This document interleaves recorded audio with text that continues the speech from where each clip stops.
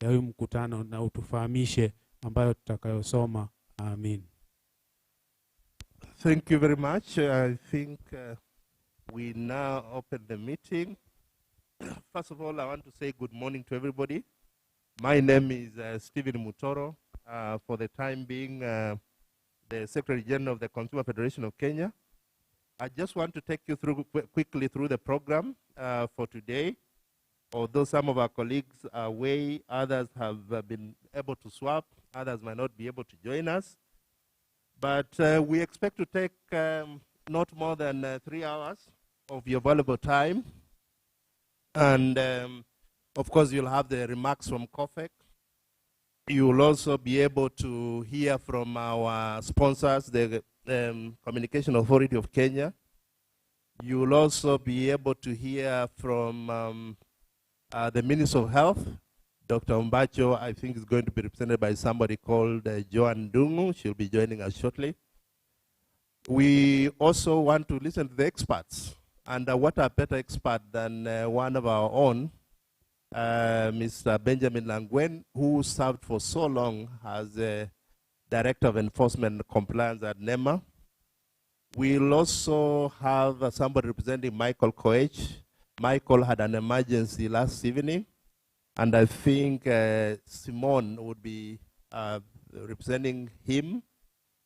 Then we have on my immediate left, Madam Georgina Washuka, the Regulatory Affairs Officer at the Kenya Association of Manufacturers. Sorry, I forgot to mention that Mr. Langwen is on my right. Anybody present, including Madam Georgina, sorry, Madam Simone? Just carry up your hand. Yeah, good. Thank you very much. She's across the table. We'll also have Engineer Simiyu Abwile, the acting CEO of the Scrap Metal Council. He's with us. Thank you, Engineer. And of course, other people before we get to the plenary. Now, let me just introduce the meeting, first of all, by saying, those of you attending for the first time, that the Consumer Federation of Kenya will be turning 11 years on March 26. So we've been around for a while. Most non-state actors do not last for more than 5 years. And at the risk of praising ourselves, we thank God that we've been able to survive for the 11 years. That has taken a lot of understanding, partnerships, working with different people, stakeholders, issues about priorities. The Consumer Federation, of course, takes its mandate from Article 46 of the Constitution on consumer rights. We also have the Consumer Protection Act of 2012, which gives consumers far-reaching powers, privileges, immunities, and rights. One of the reasons, again, that we exist is information, education, and communication campaign. You know, just making sure that we're able to reach as many Kenyans as possible. Knowledge is so important, including a convention like this. So we do a lot of information, education, and communication campaigns, which are very well targeted across sectors. For example, today we are here talking about the environment. You know, there are very hot issues also on other sectors, including energy. You understand what happened to the pricing of fuel yesterday. So we touch as many sectors. We are here to focus on environment. And why are we here today? Today is a special day. I don't want to get into trouble with the issue of electronics when they're too late. And unknown to many of us, this issue is a life and death issue. But again, it also presents a lot of opportunities in terms of economic interest, in terms of other challenges. People can study. So there are lots of opportunities. There are lots of challenges. And as a country, it's time we engage in discussing electronic waste, not necessarily as a threat, but also as an opportunity. And of course, today in our midst, we have people from the Ministry of Health. We have the environmental experts. We have the real people themselves, the people who make those electronics. They're called manufacturers. So we also have in the house a government agency that deals with scrap metal. You know, until many years, a few years ago, a few people did not know that you can actually be a millionaire or a billionaire from scrap metal. So anything, any waste can be actually utilized. And I also know the private sector here represented by Safaricom and Simon will be discussing this. What are they doing to make sure that we utilize electronic waste, not only to save the environment, but also for economic gain? Now, the interesting issue here is if you look at the UN figures of 2010, the statistics we have are a bit stale, because another round of statistics was supposed to have been conducted in 2020, last year, but for reasons of COVID and others, that report is yet to be released. So again, we are groping in the dark in terms of actual figures and statistics. Now, when you can't scope, when you can't diagnose a problem very well, it's also very difficult to do prescription in a better way. So again, one of the challenges around this subject is where is the data? Where is the believable data? On the issue of regulation, and Mr. Langwen will talk about it, from 2015 or thereabouts, I think there were regulations that are yet to be signed or even published. And I think it will be important also to hear from manufacturers, what are they thinking about? What are the opportunities? What are their challenges? What do they expect you and I to do? Then the telecommunication industry, mobile phones that we use. If you look at the numbers, by the way, the numbers are huge. Have we ever asked ourselves, where do our phones go? We can no longer see that the famous 3310 that used to be in the market. Actually, I can't see it anymore. I don't know where it's at only. We're actually making a process to get a solution out of this. If you look at the lineup of speakers, you can see a deliberate design that is made to look for a solution. So at COFEC, we insist on going beyond events so that we get into a process that is very clear from where we're beginning to where we are going. And I see, when I talk about process, one of the important issues is stakeholders, Have we identified stakeholders properly? Do we have their roles? Do we have a common strategy? Has government of Kenya, has private sector, has civil society, has other non-state actors, even development partners, probably they can come along as we organize. But one of the things I really want to emphasize on behalf of COFEC, ladies and gentlemen, is that this is actually a process to find a solution, and is also multi-stakeholder. Now, we're also going to rely on what has been done before, so that we don't reinvent the wheel, but we build upon what has been able to be done for the last couple of years. So I'll deliberately ask Mr. Langwen to talk about the history, to talk about the issues, the concerns, the worries, and what they did as NEMA, a very important agency, and what he knows as an expert of very high repute. What is the world doing about it? Today, Kenya, we are grappling with this, but who knows? The world is doing certain things around it. So we also need to be part of the global nation in terms of moving forward. So without much ado, I want to invite Mr. Langwen. As I said, Mr. Langwen happens to have vice chair the Consumer Federation of Kenya, but more fundamentally today he's speaking as an environmental expert and as somebody who has been involved in regulation for many years. Karibu Bwana Langwen. Yeah.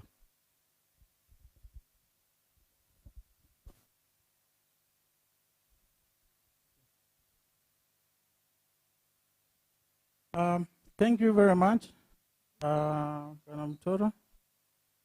Ladies and gentlemen, I will briefly just take you through the various issues under the e-waste, and you'll allow me, not necessarily for the experts that are in the house, just to run you through a few descriptions for the consumers, this being the Consumers' Day.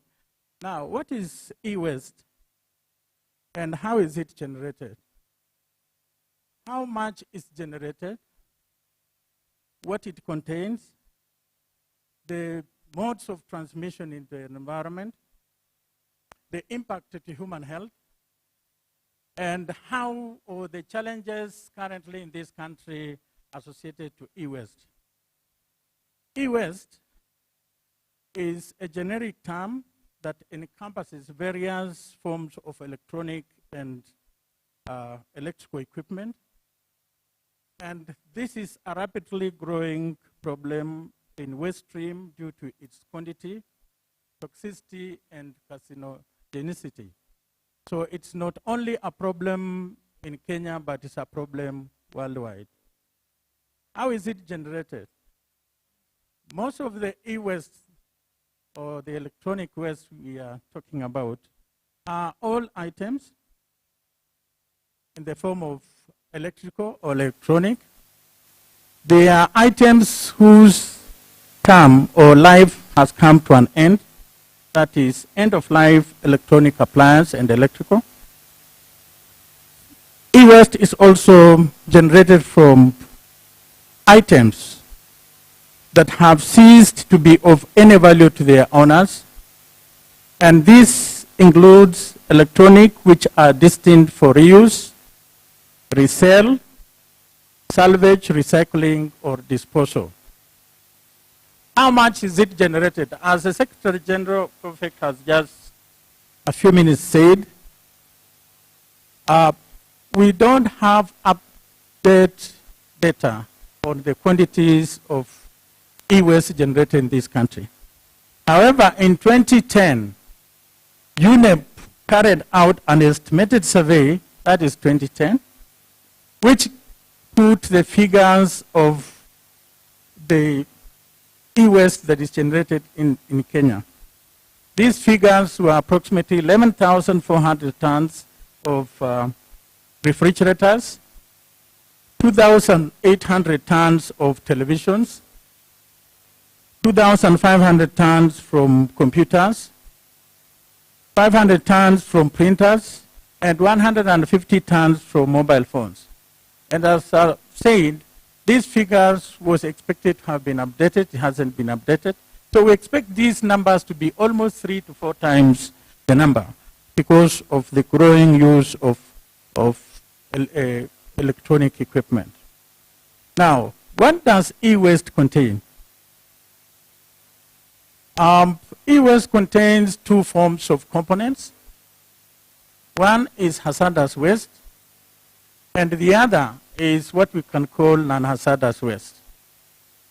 In the hazardous waste, briefly, e-waste contains compounds like americium, these are radioactive, found in smoke alarms, mercury, found in fluorescent tubes, doorbells and thermostats, sulfur is found in lead acid batteries, PCBs found in transformers, capacitors, paints, and ink, cadmium found in nickel, cadmium batteries, lead, beryllium oxide, and PVCs that are used as plasticizers added to make PVC flexible. We have also non-hazardous components which are found in e-waste. It's gold, iron, copper, aluminum, zinc, nickel, lithium, silicon. All these components of e-waste that are considered non-hazardous. What are the various modes of transmission of these components of e-waste into the environment? The major form of transmission is through leaching. Leaching, that is the components of the e-waste, whether heavy metals, non-hazardous or hazardous, leach to the ground. There is also dissolution in water sources, that is, these components will dissolve in water and will end up in our water sources, and also through the air in the form of burning of these components. When you burn some of these components, you release pollutants into the atmosphere, into the air, and this is likely to impact people. Now, how are they, or how do these components, especially the non-hazardous components, impact the human health? This, I know the expert from Ministry of Health will talk into details of it, but briefly, it's through food chain, where most of these components, once they leach into the ground, and you grow crops on those soils, these are accumulated into the plant and end up into the table when you take it as food. And some of these components, the most dangerous aspect of it is that they bioaccumulate or bioconcentrate. Some of the two key elements that bioconcentrate and or bioaccumulate into the human organs is mercury and lead. They do not get out. They are not actually broken down. They bioconcentrate, and once they reach the threshold limits, then they will affect people. There's also the issue of emissions from burning of these components. It has been known and researched that most of this material or e-waste, when it's burned, it releases compounds that are precursors to carcinogenic. And if you breathe or if you are close to incinerators or open burning places where this material is burned, you are likely to be affected negatively. Now, what are the challenges that we have as a country on managing e-waste? The first challenge that we have is that we don't have all the legislations and because we need to have the policy in place, we need to have regulations in place, then we need to have guidelines in that order. However, as a country, this is a challenge because I don't think we have, especially the regulation gazetted, they haven't been gazetted. We attempted in 2010, I remember we attempted in 2010, not attempting, we put in place guidelines, which are currently still being used, the 2010 guidelines, on e-waste, and those are the ones currently that are being used. But gazettement of e-waste is critical because without the policy, regulations, and guides, then it will be very difficult for us as a country to manage this problem.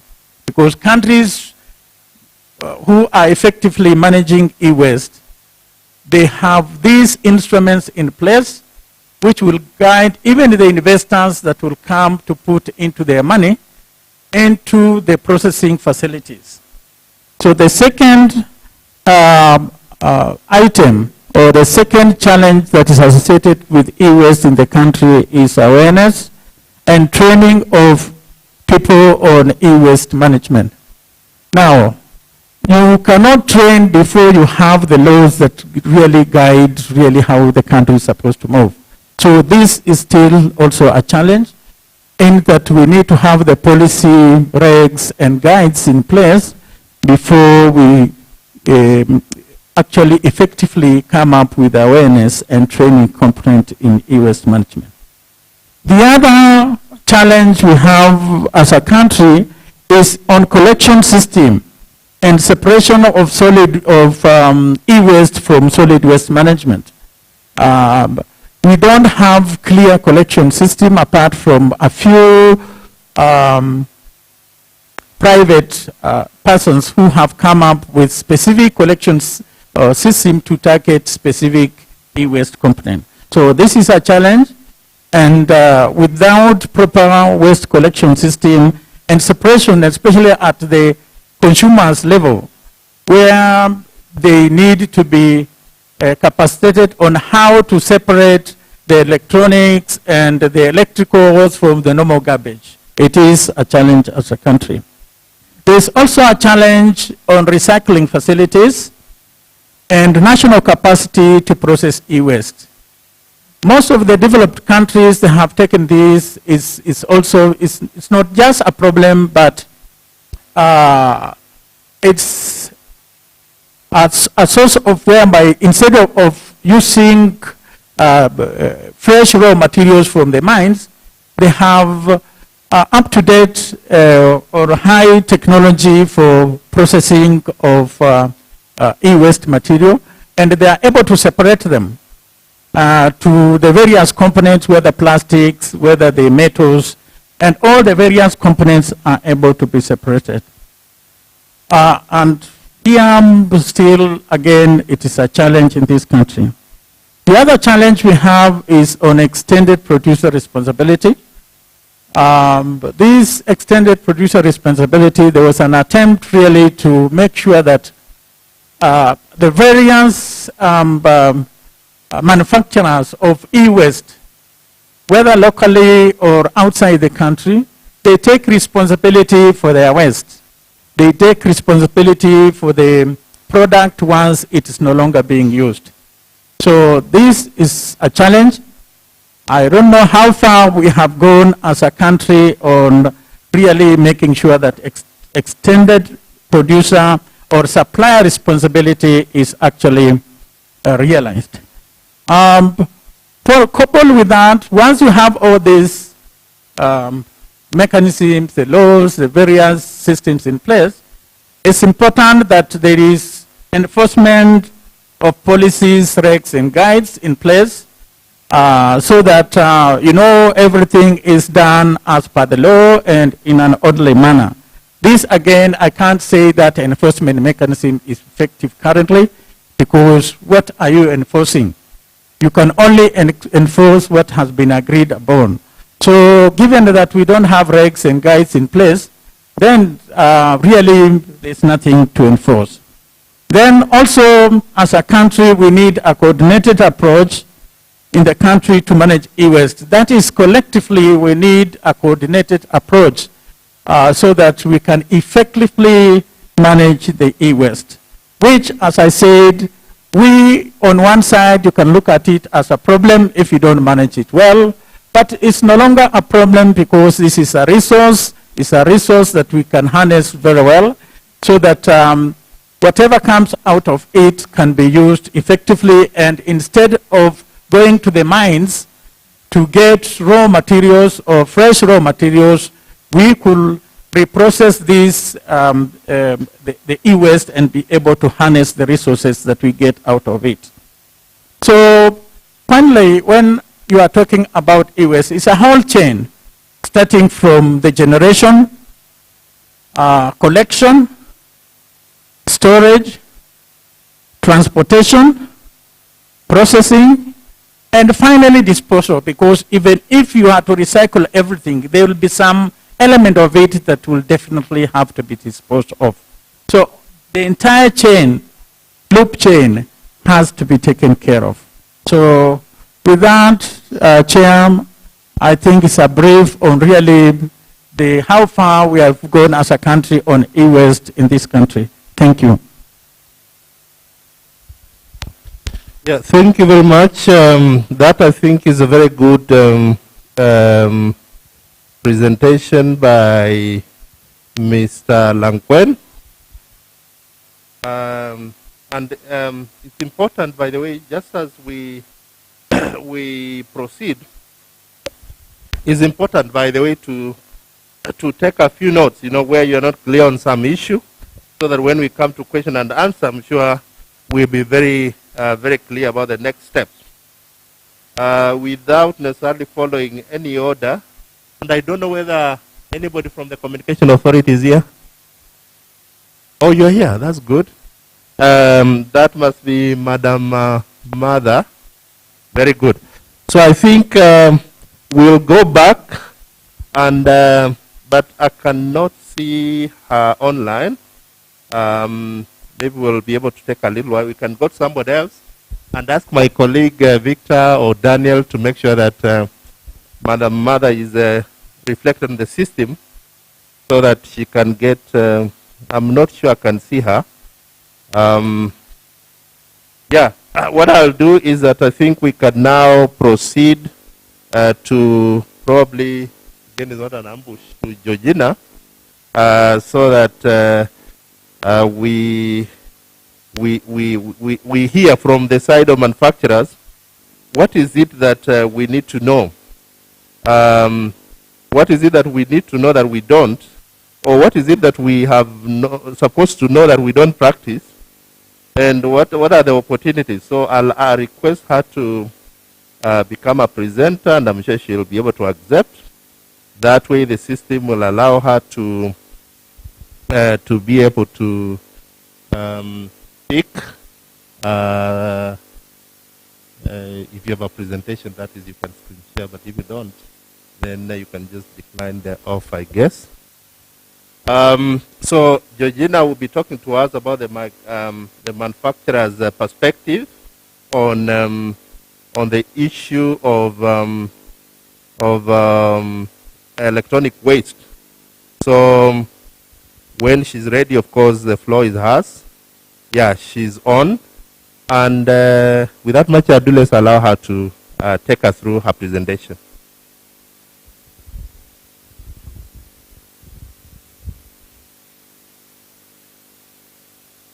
Good morning, everyone. Can you hear me? Okay. My name is Georgina Ashuka. I work with the Kenya Association of Manufacturers in the Policy Research and Advocacy Unit as a Regulatory and Compliance Support Officer. So I'll take you through my presentations on how at CAM we view the issues of e-waste.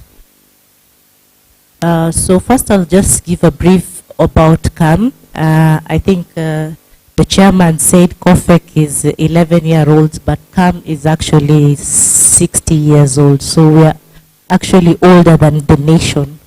We existed then and we are still strong now. So my presentation will just give some highlights on the initiatives that we have done on waste management within the manufacturing sector, and just our brief view on the policy on waste management. And you'll notice my presentation will be speaking more of waste management, but this encompasses the electric and electronic waste. And then, just like the chair said, what are the challenges that we face, and what opportunities, and how do we align issues of e-waste with the current principles that are there in terms of environment and health management. So yeah, like I said, we're established in 1959. We have about 1,000+ members ranging across all sectors. So we have building, mining and construction, we have chemical, we have food, we have leather, we have textiles, we have plastics, and there's been a whole lot of discussions with regard to plastic management. So yeah, that's one. When we say issues to do with waste management need to be handled, that is one sector that really taught us a lot and showed us that we need to be proactive with regard to issues on waste management. So CAM is actually a fact-based policy advocacy business membership unit association. So we're able to compile information and feedback based on the practical things that we actually see within our day-to-day processes in the manufacturing sector.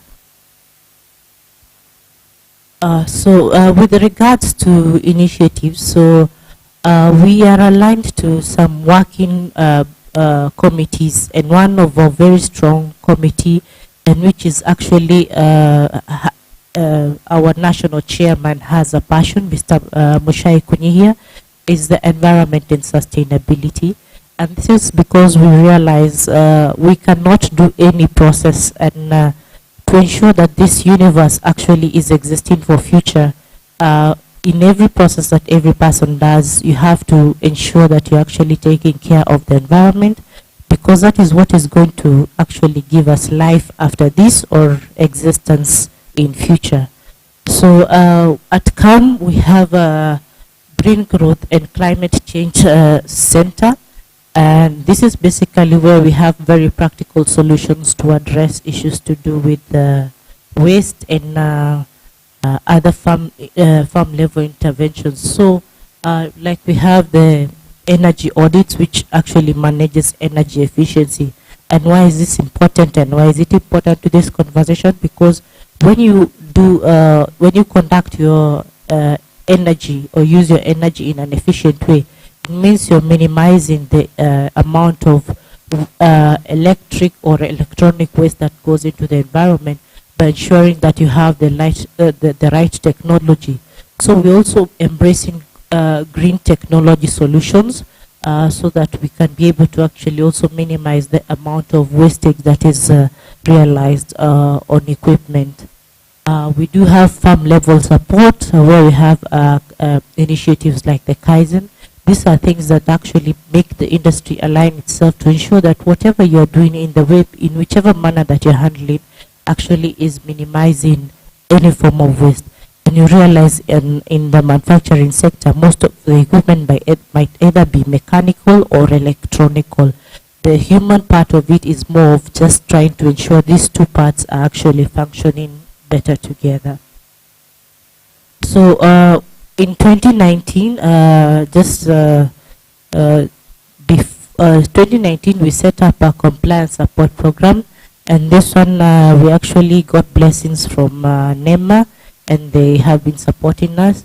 This is just more of trying to ensure that instead of using the carrot and stick approach to issues, we engage the particular industries and ensure we understand where the challenges are. So for example, if it's issues to do with air pollution, and of course, when I mention every aspect of manufacturing, it encompasses one kind of technology or another. So it's an equipment that could be electric or electronic, and if not well handled, or if you don't have the right thing, you'll keep having wastage that is actually going to the environment. So the compliance support program that we work together and we continue working together in NEMA is actually able to help our members actually learn of the right technology, how to apply it, so that we minimize waste into the environment. Then of course we had the plastics waste issues. There was a lot going on with issues to do with PET and all that. And I can see in this room actually we have PET, so I don't know whether they are compliant or not. Because for us, when we see it, we are sure that there's a business that's surviving somewhere. But then again, we realized all these things, it's not all about what is on your table, but it's rather how that waste is managed when it has, when somebody has finished its use. So we developed a Kenya Plastics Action Plan in 2019. And this was to ensure that we have a sustainable policy approach towards plastic management in Kenya. And with that, we came up with a producer responsibility organization. And actually, this is what we asked the government. And for those of you who maybe have been following in the policy area, you realize there's the extended producer responsibility organizations. Not for the first time, but we actually are the ones who went to government and told them, look, we realize we have this problem, but give us an opportunity to bring ourselves together, come up with a responsibility organization that is able to manage the plastic waste. And why this is important to this meeting is because that regulation actually points out to 18 other items, electric and electronic waste being one of them. So we envisage that as we go on, that we'll see a scenario whereby there is an organized way of managing electric and electronic waste among its other waste. Like the chair said, people have found value in metal waste, and it's because that the structures that are there actually ensure that when there's metal waste out there, it has value. When the people pick it and go back and smelt it back, it can always be made into something else. And this is something that can happen across other waste streams, say glass, say leather, say plastics, of course, electric, of course, and all that. So our Kenya Plastics Action Plan and initiatives is something that can be mirrored to ensure that issues of electric and electronic waste are managed in another way. So for us, importantly is that we know that all these things actually should be policy driven, and they should stand a place in the legislative environment. So we are aware, like the Constitution of Kenya 2010 actually gives right to a clean and healthy environment. The other policy and legislative areas that we know manage waste is we have regulations that are there on collection and disposal of waste. We have the e-waste guidelines. I think Mr. Langwen must have gone through this while he was at NEMA, but I'm not sure where these guidelines are at the moment. But the good thing, we've also made track with the National Solid Waste Management Policy. I think this one was just passed the other day by the caucus cabinet secretaries and is now waiting for finalization. And with it also, the bill was developed. And of course, talked about the extended producer responsibility regulations, which is going to address quite a number of waste streams. So, and also we realize that waste management is actually a devolved function. So even the counties have their role to manage in terms of waste. So we've seen things like in the county legislation whereby counties are coming up with the material recovery facilities or waste segregation centers. And with this, we hope as we go on, the issue of e-waste is actually going to be given priority, and people can actually go and take their things back there for the next process or recycling. And I think, yes, as the chair said, most of us, and I don't know why we have this attachment, you find that in your house you'll always have something that has broken down, but for some reason, it's either we don't know where to dispose it, or it's just that we have some special attachment to some things. So we hope with these policies and legislation, people will be encouraged to actually be able to dispose of the electric and electronic, so that we're able to have them disposed of in the right way and avoid the hazardous effects that Bwana Langwen has talked of earlier in his presentation. So what are the challenges that we've realized? Yes, the implementation of the policy frameworks. Probably as a country, we need to tighten this and ensure we have the right guidelines and that they are actually functioning and in full, they're fully operational. So also as a country, we need to look at the issues of the imports that we get into the country. Unfortunately, I think from where we sit, we see a lot of dumping into Africa, and we are probably victim of the same in the country. So we don't get the fast quality of such things. So what is sent here is either refurbished computers, and we're not saying that they're bad, but maybe that really affects their lifespan. So maybe they might go down earlier than expected. So maybe we need controls on that from a government perspective in terms of policy. So we don't have to get this second-hand phones, second-hand laptops, and all these things. Then we also need probably our regulatory and bodies like KEBS to actually maybe scale up the standards that we have on the equipment. This was actually going to improve the anti-dumping issue, so that we have standards that we have standards that we actually scale up and ensure that we have equipment that has long life, has better life. I know right now we have a lot of things that we get from China and places like that, and most of the time it's easier to buy a charger and it's blown off and you're taken away and you buy another one than thinking of how that particular charger can actually be repaired. So, and I think also the other thing that we suffer from is that we have a lot of pass it on culture.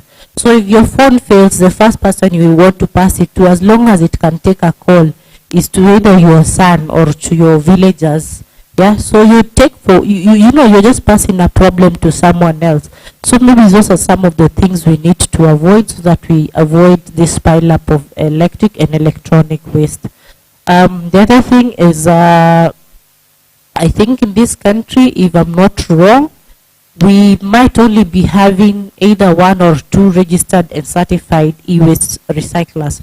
So that's a big gap, and considering the amount of waste that is in this and the data that has been shared, which is not up to date, I don't think, I don't know, I realize there's a wee person in this room, whether they're actually able to manage all the waste that is generated within this country. So that's another area. Maybe we need to promote more recyclers in this space to come on. And again, let us embrace our local production and innovation so that we can have more of these things done locally.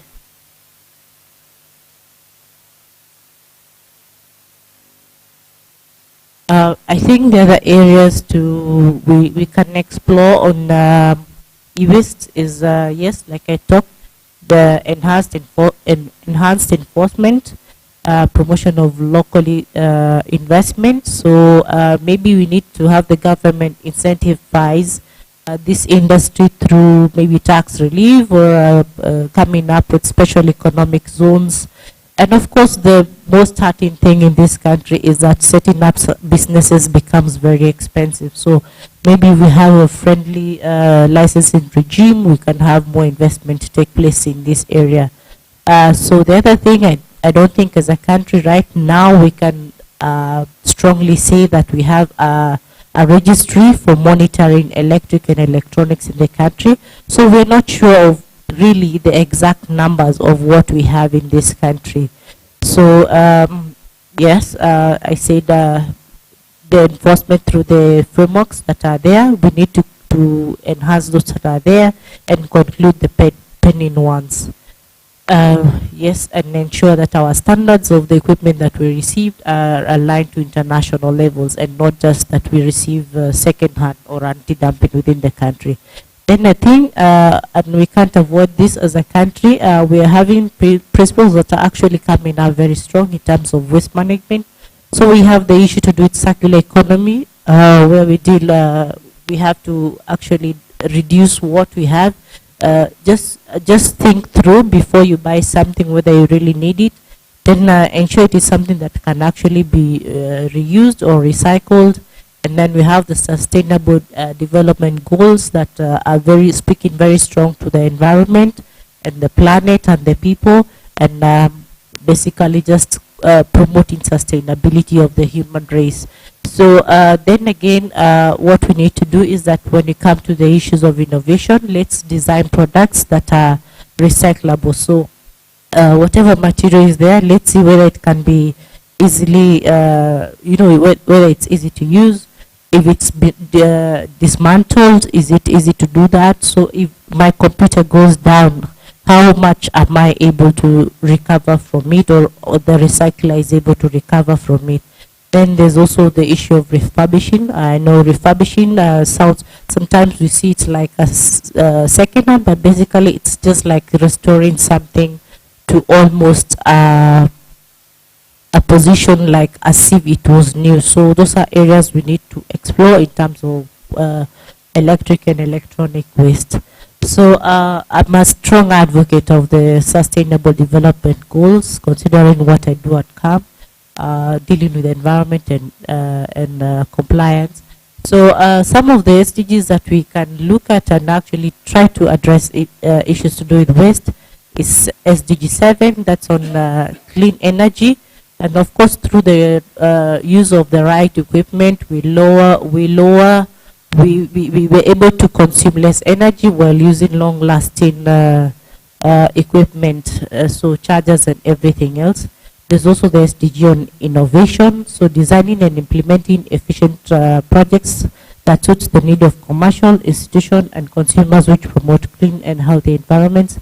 There's SDG 4 on quality education, so how do we need to review academic sector to include waste management, because I know sometimes as adults changing our behaviors is very difficult, but when we start with our children, when they start growing up, they're better students than us. So maybe my habits might take longer to die, but if this is done in school, it could be better. Then of course on SDG 11 on sustainable cities and communities. So we need to look at ways where we can use shared resources do we all have to be putting up areas, or is there a way that some of these things can be shared? We have to, all these things that everybody wants to own by themselves. Yeah, so can we have things that can be pulled so that we minimize the numbers or amounts of electric and electronic things that are out there? Yeah, so there's, I think in the first world, things like gas and electricity, they are piped. So not everybody has gadgets hanging around their houses to ensure, that factor that you want to ensure that this is mine and mine. So promoting that pooled resource use. Then of course there's the issue of responsible consumption. This is having optimal use of tools and resources and quality purchasing. So you need to buy something that you're sure that is going to last, rather than buying something just to solve a problem for now that is actually going to create another problem, because whatever you're buying is probably not going to last quite long. So and this one actually reduces the wastage, the amounts that go into the environment.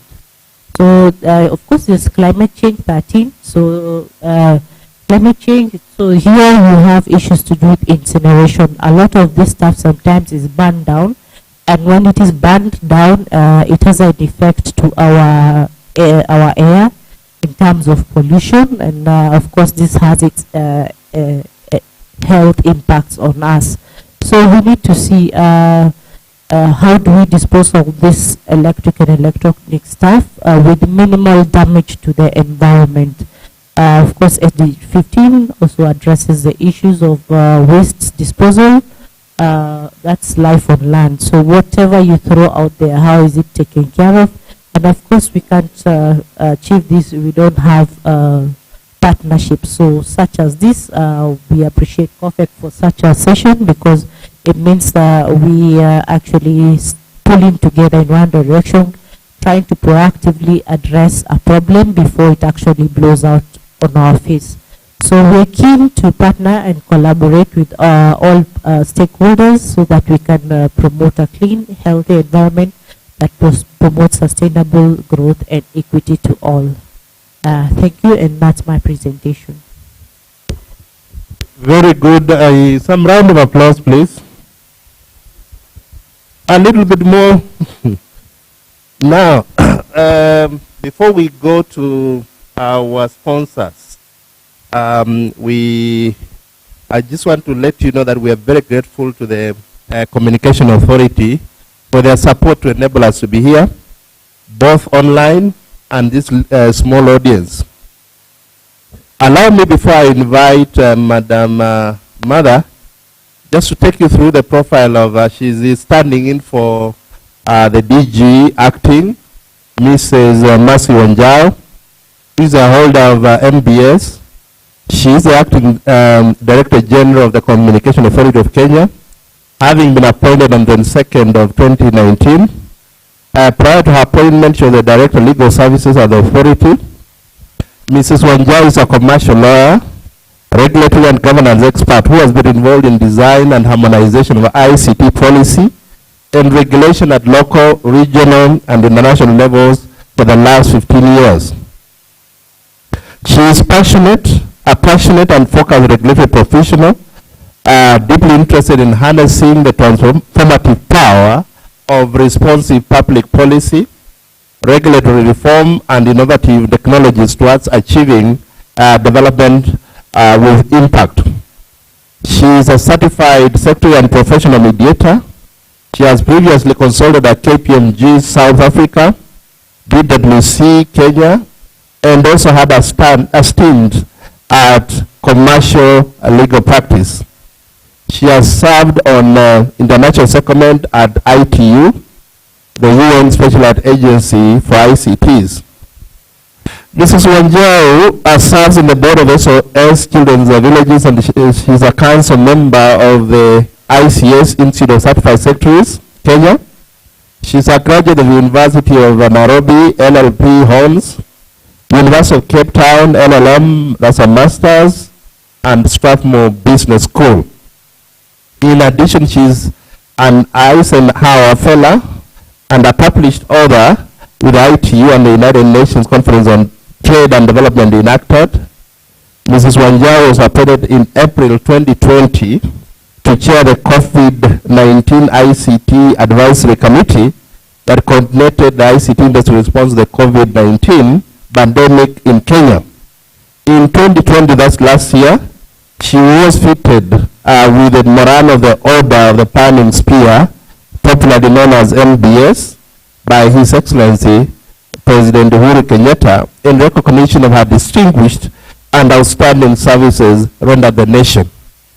We thought it was important to share that profile, not only because she's our partner, but because of the role that the CA plays in our day-to-day work. We partnered with the CA for many years, almost since inception.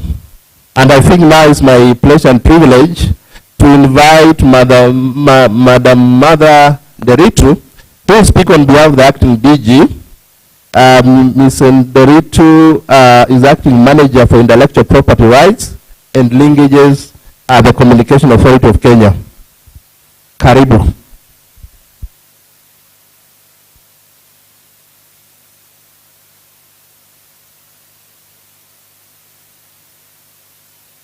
Local audience.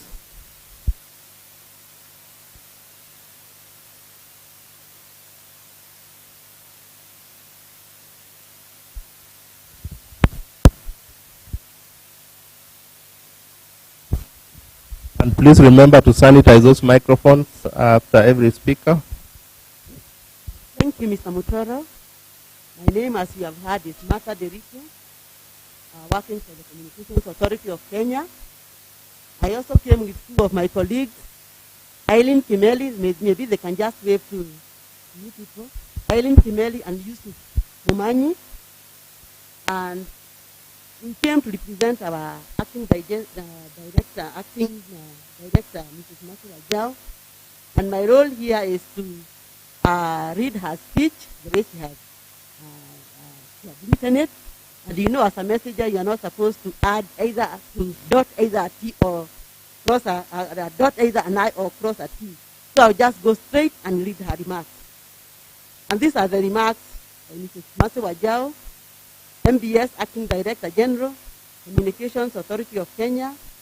That is during the World Consumer Rights Day on 15th March 2021. Mr. Stephen Mutoro, Secretary General, Protect.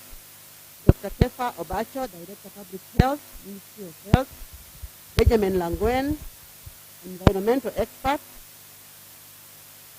Michael Koech, Manager, Environment and Climate Change, Safaricom, Regina Washuka, Regulatory Affairs Officer, Kenya Association of Manufacturers, and last but not least, that is Engineer Simi Wambwile, Draft Metro Council. Ladies and gentlemen, I'm delighted to join the international community and fellow Kenyans to mark this year's World Consumer Rights Day, to seek to create visibility on the rights of consumers. As we mark this year's World Consumer Rights Day, it is important to note that this year's theme, that is tackling plastic pollution, resonates well with our pleasant concerns on the effect of plastic on the environment and the ongoing efforts to ensure we foster a sustainable ecosystem. Indeed, it is gratifying to see the strides Kenya has made, especially in the enforcement on the ban of single-use plastic carrier bags and subsequent relief to the environment. However, for us, electronic waste still remains the authorities' biggest concern. According to current estimates, Kenya and Tanzania each generate about 45,000 tons of e-waste per year, followed by Uganda at 25,000 tons and Rwanda at 10,000 tons. This huge amount of e-waste in the country is as a result of the exponential growth in the ICT industry in Kenya.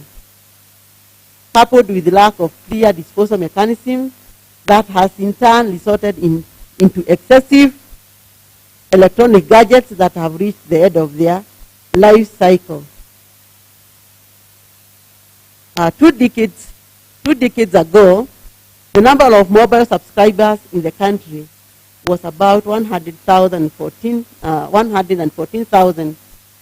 This has grown to 59.8 million, while the internet subscriber numbers have increased from just 200,000 to 43.5 million over the same period. Within the same period, we have also witnessed a tremendous uptake of mobile money services in the country, which has grown from 9 million since its launch to the current 32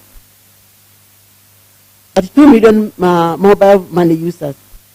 The uptake of these services means acquiring gadgets such as mobile phones, tablets, or even computers, but which must be disposed during the end of their life cycle. While the growth in the sector has impacted positively to the economy and on the common man, on the flip side, the tons of e-waste generated pose health hazards that need to be addressed not only by the national government but also the county government. Hence, ladies and gentlemen, while the World Consumer Rights Day focuses on all customers across all sectors, allow me to address specific rights to ICT consumers and some of the measures that the authority has put in place to protect them. The authority has opened 4 regional offices across the country in Eldoret, Kisumu, Mombasa, and Nyeri to strengthen CA's regional presence, boost service delivery to licensees, and protect the interests of ICT consumers.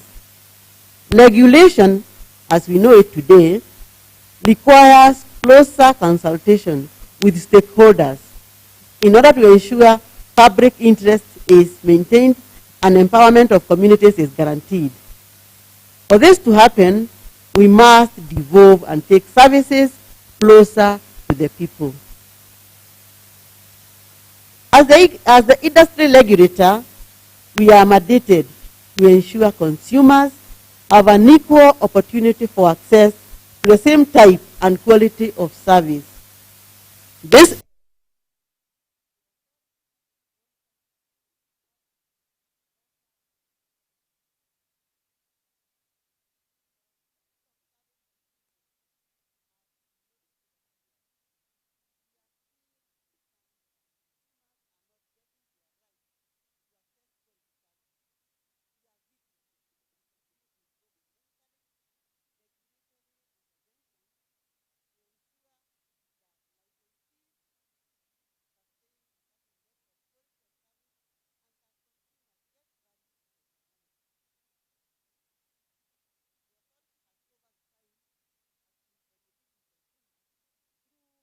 consumer education and information campaigns. The current one being the ICT Consumer Forums, which is dubbed as Kikao Kikuu. In addition, the authority has a customer service chapter that details service standards which it has promised its customers, enabling the authority to implement strategies to improve service delivery and eventually enhance customer satisfaction. Therefore, ladies and gentlemen, you will agree with me that despite the efforts put by the authority, consumers still face some challenges which need to be addressed. Some of the challenges include consumers receiving unsolicited communications in various forms like SMS, telephone calls, letters, spam, email. The authority is continuously monitoring such breaches of customer privacy and takes necessary steps to safeguard consumers. In addition, globally, the cyber threat landscape is continually evolving Cyber criminals are continuously modifying and perfecting their schemes to target individuals and organizations for financial, social, and political gain. This has had the result of an increase in cyber crimes such as cyber extortion, identity theft, impersonation, and other forms of online abuse. Through the National Kenya Computer Incident Response Team and Coordination Center, that is the National KSAT and Coordination Center, we have been able to offer advisories on how companies and even individuals can mitigate this. Where necessary, we have taken action to deal with such breaches, including pulling down undesirable content from the cyberspace. The authority has various mechanisms, including dedicated telephone lines and email, through which you can lodge your complaints where the service provider does not resolve them. In conclusion, therefore, I wish to assure you of the authorities' continued support in protecting the interests of all users of ICT goods and services in Kenya, specifically by fostering regular conversations such as that what we are having here today. Thank you for your kind attention. Very good. A round of applause, please. Thank you, Mother. I think that is the kind of message we, as a representative of consumers, expect on a day like this. I wouldn't want to go through, but I just want to emphasize the fact that you talked about regulatory intervention when unnecessary. Issues to do with the quality of services, yes, you actually have been spot on. And then the issue of continued engagement, and more fundamentally, the issue about Article 31D of the Constitution on privacy of communications. I think consumers are really having a problem with the issue of those kind of bridges, and we are very happy that the authority is spot on. Thank you very much. I think we now want again to get to the next speaker. The next speaker will be from the industry.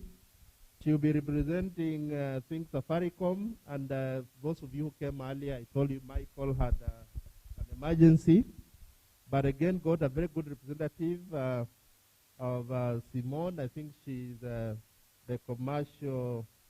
I'm sure she wants to introduce herself. I might not do a lot of justice, but just before that, I think naturally you want to pass the problem. She calls it passing a problem. I thought you're just being generous and sufficiently philanthropic.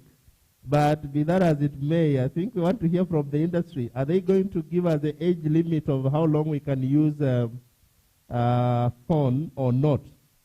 So we're just waiting for Simone to accept to be a presenter. I don't know that she has done. If she has, then she can proceed. But I don't seem to see whether she is live.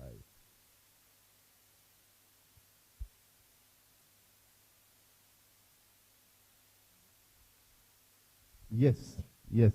Those of you who are following, she will just introduce herself, and there's something on the screen, but the floor is hers now. Hello.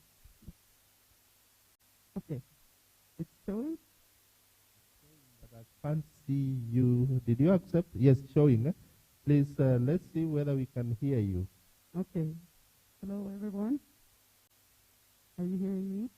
Yes, we can hear you here, And but should I it's a very important audience I out there. also unmute now? Yeah. Now you have unmuted. That was the problem I had. Super. Now they can hear you. Please proceed. Start by introducing yourself and for standing in for Michael Koech of Safaricom. Wonderful. Well, thank you so much for having me here and for arranging this very important event, and also choosing another theme than the world theme. I'm delighted. My name is Simone Anderson, and I'm the Chief Commercial Officer at the WE Center here in Nairobi. So not representing Safaricom in this case, but I'm very grateful to Michael for reaching out to us and replacing us with him. We are having some really good cooperations with Safaricom, amongst others. So thank you. Yes, Consumer Rights Day. E-waste recycling in Kenya. And I want to say thank you to my proceeders, explaining the dangers of e-waste, explaining the difficulties we're having with the legislation, and also both health and environmental effects, of course. I'm going to go through a little bit of this as well, and also present what we do at the WE Center, some parts of it.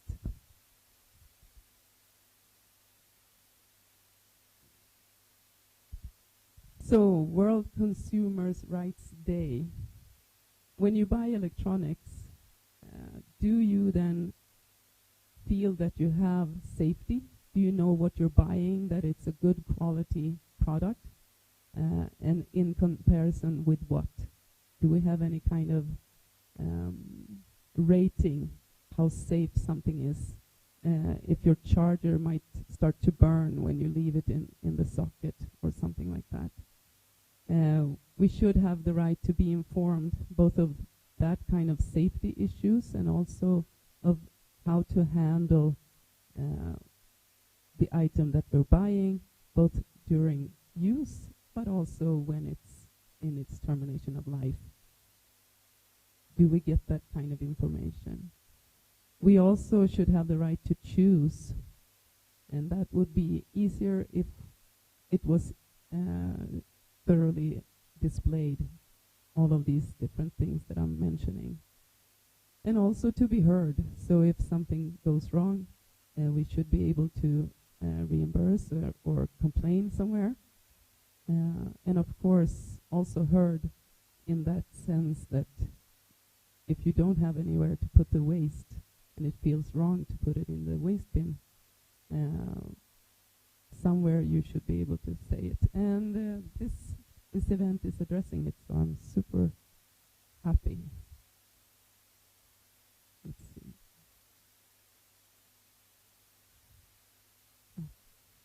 We've already gone through, but what is e-waste? Of course, all kinds of obsolete or broken electronics, powered by cord or battery. So we have 6 international categories, and even though batteries is not in this picture, they also belong to electronics. So at the WE Center, we do accept all types of electronics. We don't want to leave anything behind, which is a very important issue. It also raises then questions of economy, because if you don't just take the valuables, you need to have support to also take the more complicated waste that needs to be taken abroad for disposal or recycling in a safe manner. How many, hands up, has something like this at home or in your office, where you have a drawer filled with some cables or some broken earphones, or in the office where you have a broken printer and then you have the functioning printer on top of the broken one? At least I've seen several. And of course, that is paying for space that you shouldn't have to pay for. And since there is safe handling of this, we're happy to tell you about it. And this is something we addressed this former week. We invited some ministry representatives for breakfast meeting, which was very fruitful. And we figured if we bring together people just like you've done at this event, it's easier to reach faster forward. We also gathered on Friday the religious leaders to inform of the hazardous ways of e-waste handling today.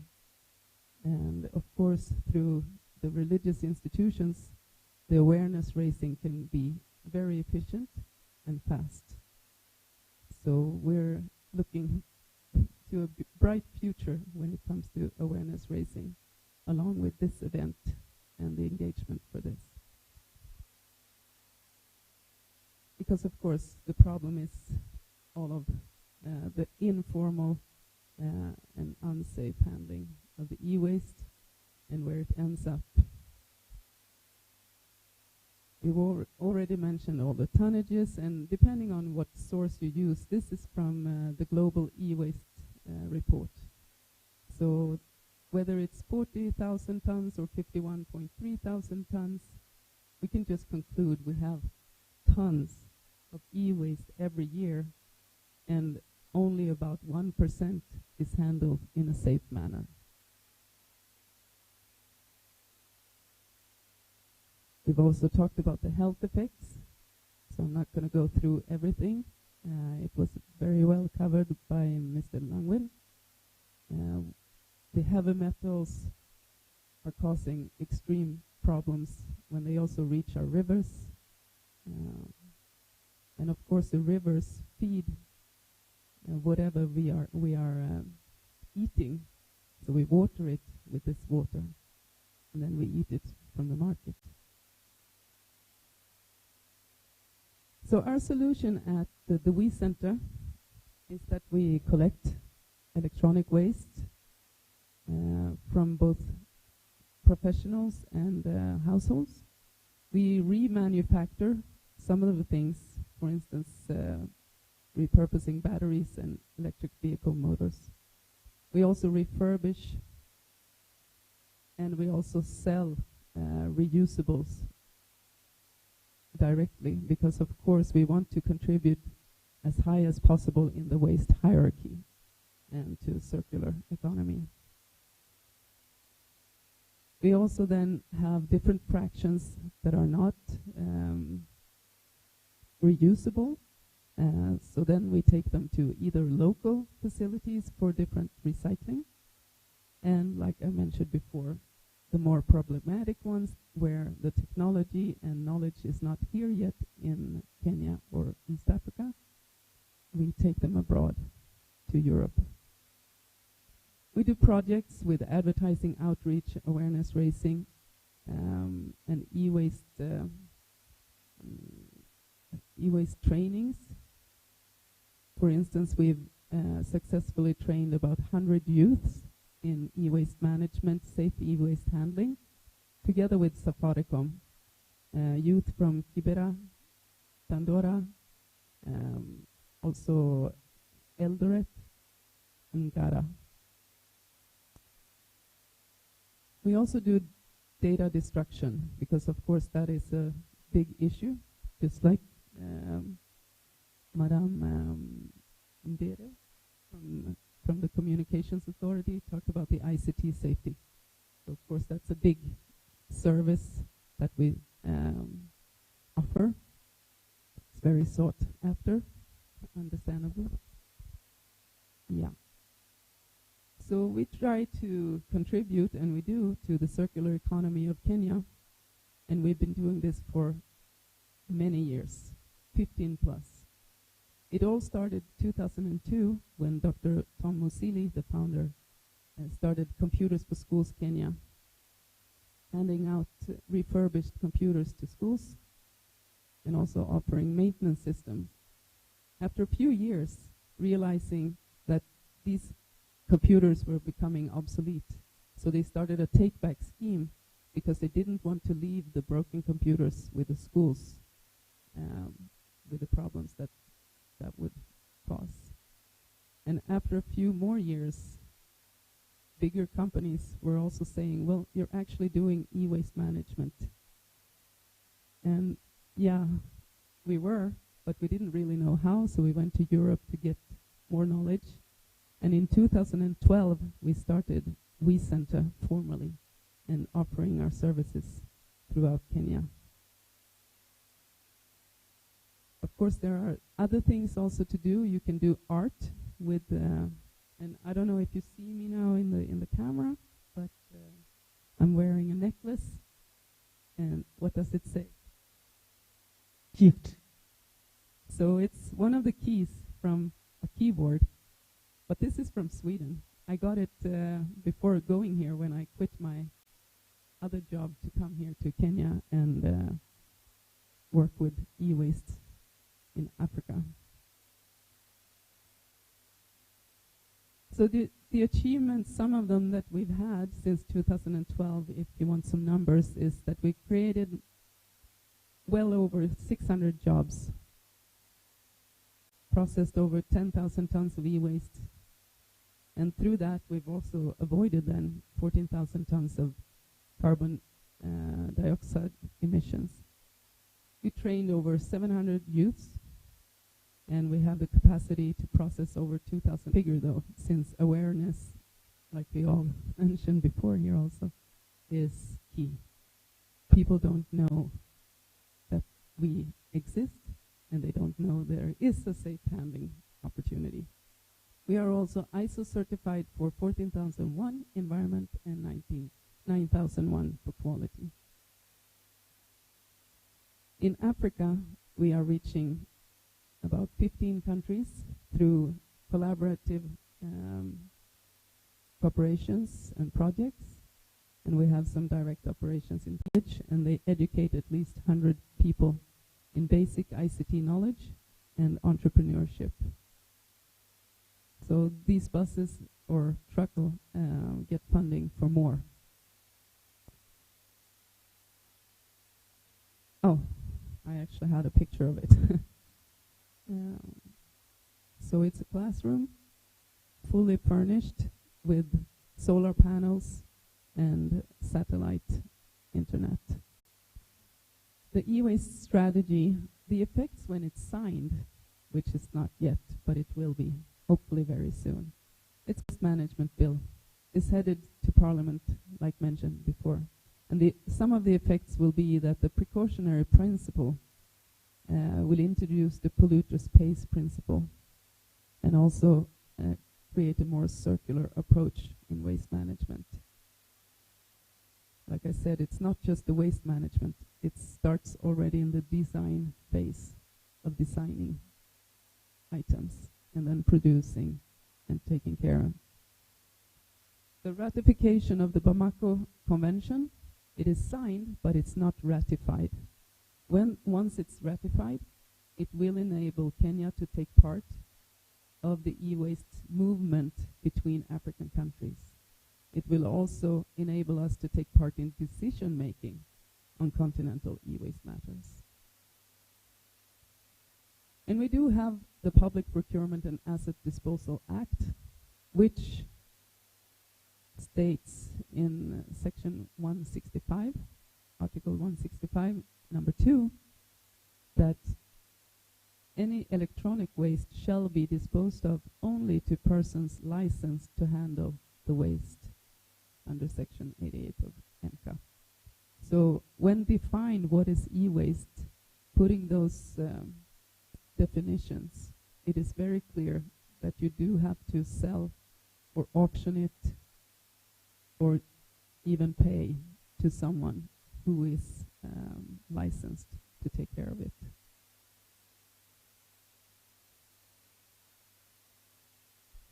So I'll let someone else cite as an ending.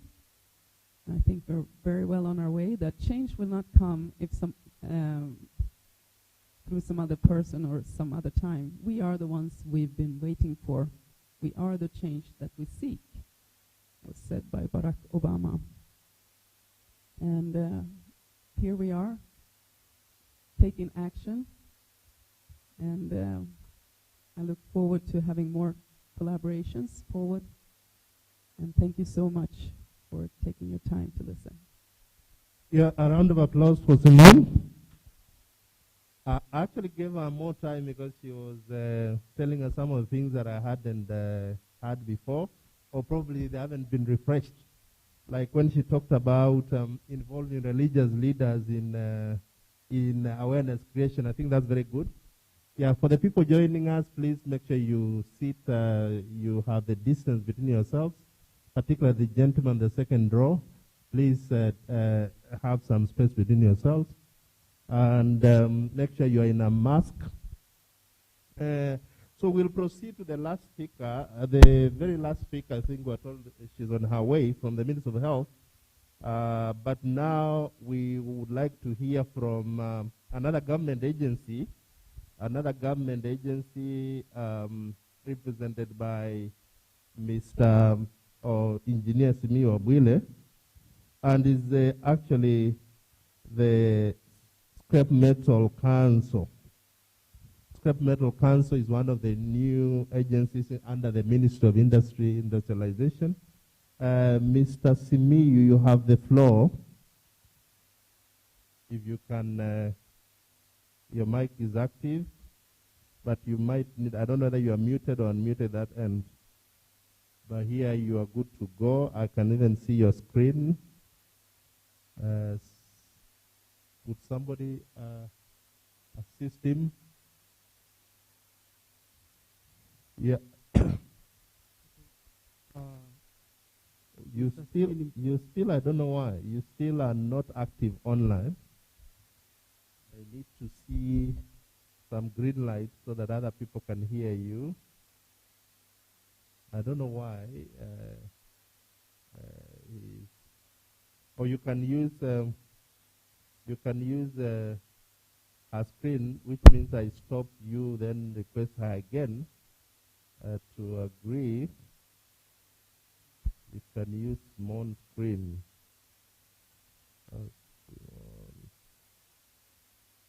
That's interesting with technology. I think I'm on now. You are on as a small, are you? Or as yourself? Just use her computer. Okay. Oh, no.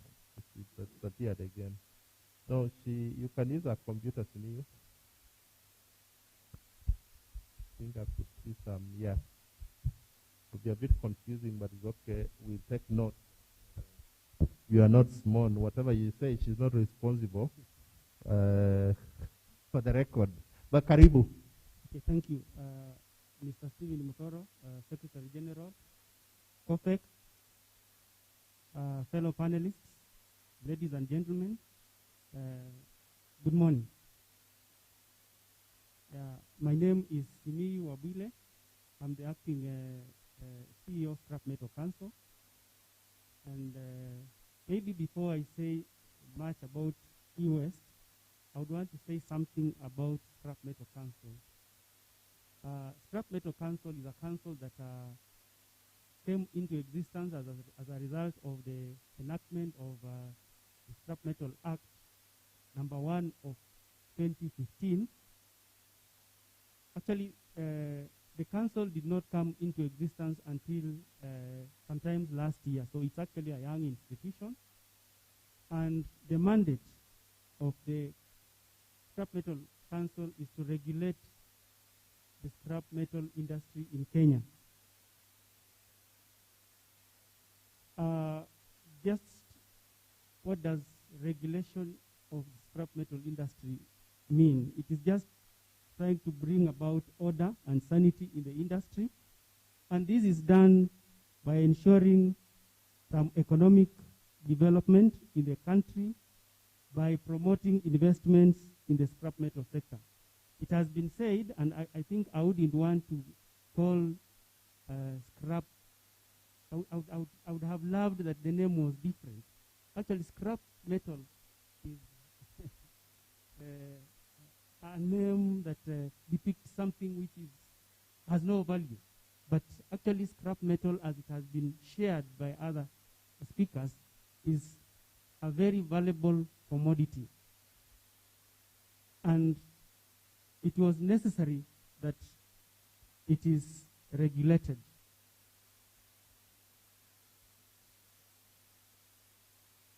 All countries in the world right now would want to process their scrap in their local countries.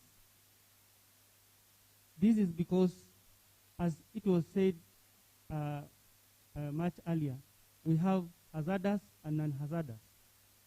For hazardous we would want to prevent it from coming into our country.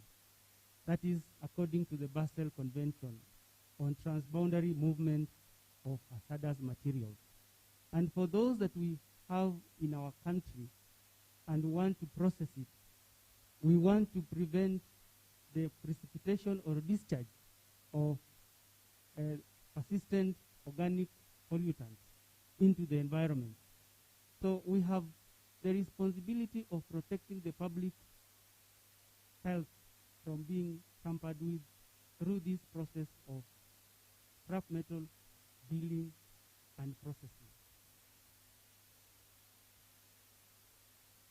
We also protect the public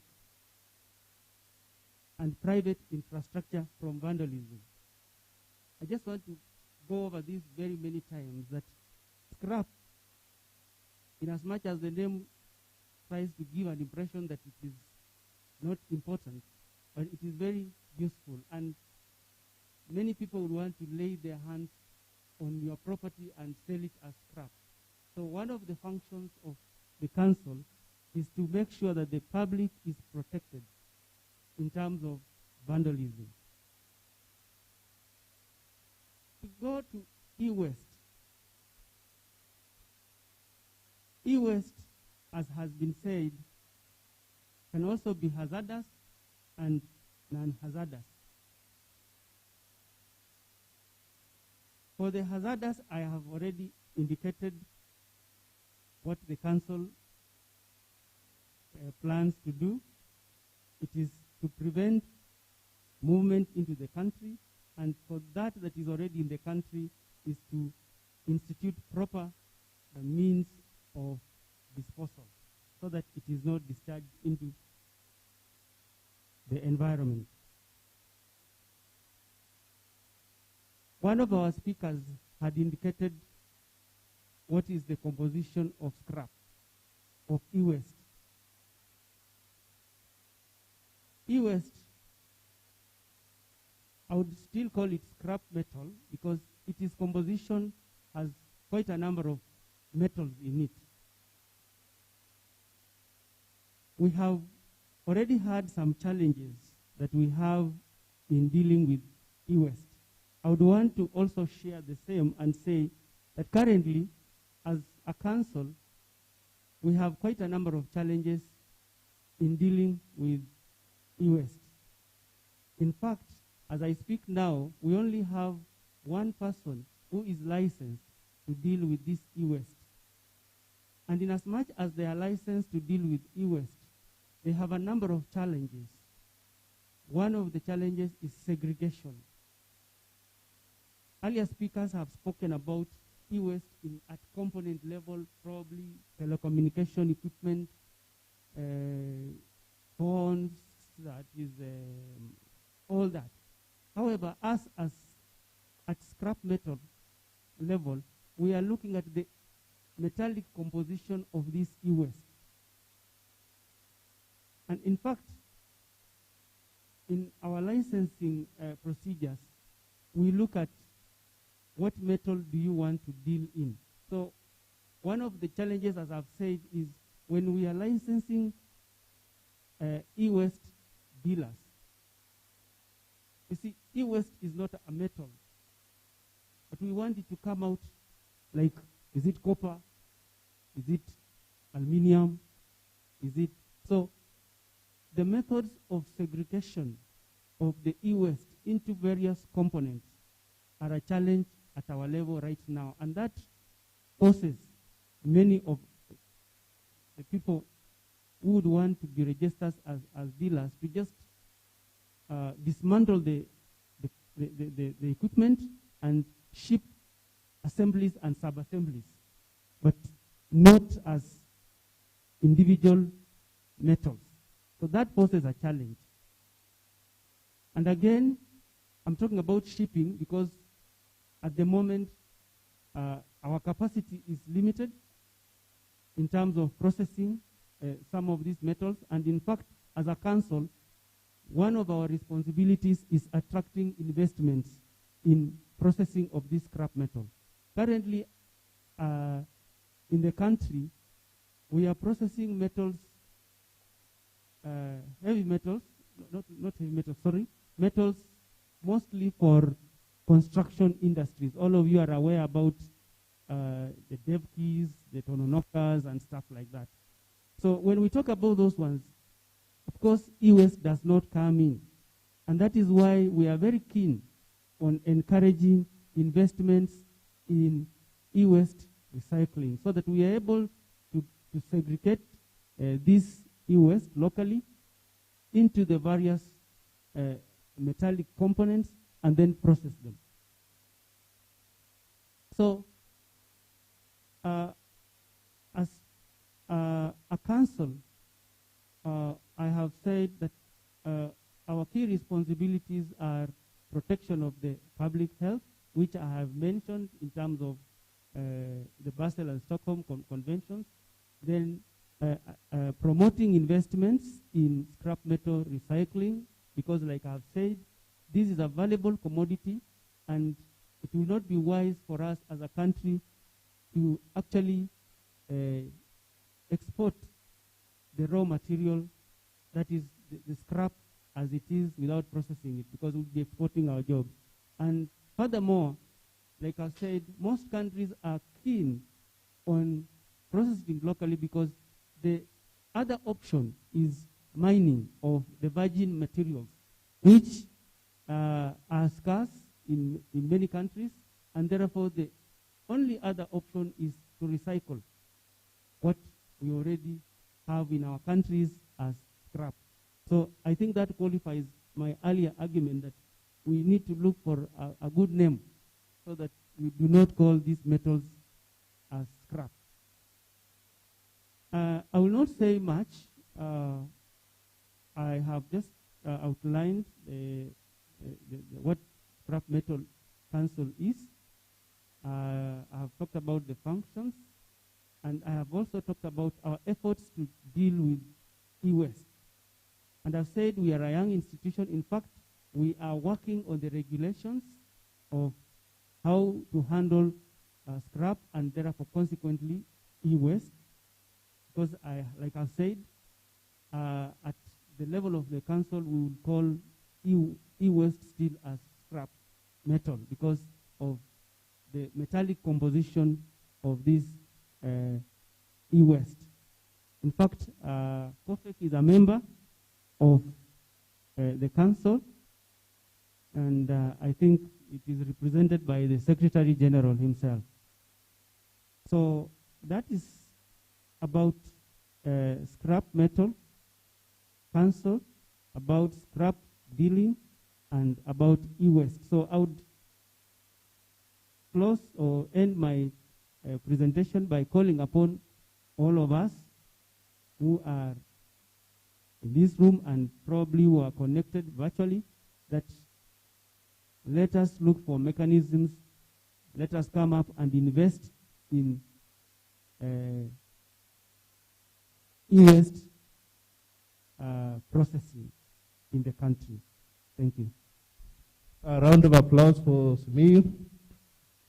Very well done. As you've been told, that's a young baby within government under the Ministry of Industrialization, and we are proud of the good work that Simiyu and our colleagues are doing. Scrap Metal Council, I wouldn't want to repeat. Mr. Simiyu is a mechanical engineer with a lot of reputation in engineering, having worked for long, even the private sector out of the country, I think in West Africa. So we are privileged to have him as our CEO of Scrap Metal Council. Ladies and gentlemen, I propose that we'll do a short health break of about 15 minutes. As we go, I think downstairs, I'm told the first floor, this must be the second floor. So we can have a few refreshments, but I agree that within 15 minutes, that would be exactly around 11:25 a.m. We should be back to listen to a presentation from the Minister of Health and then have a question and answer session.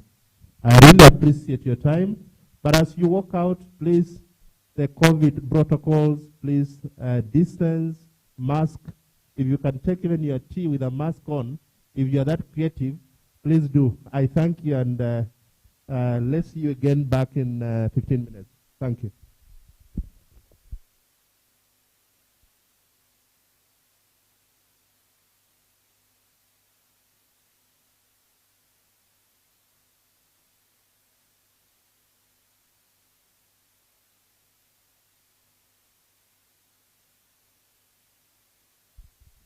For those of you leaving valuables, I think one of our colleagues, please take care of whatever remains.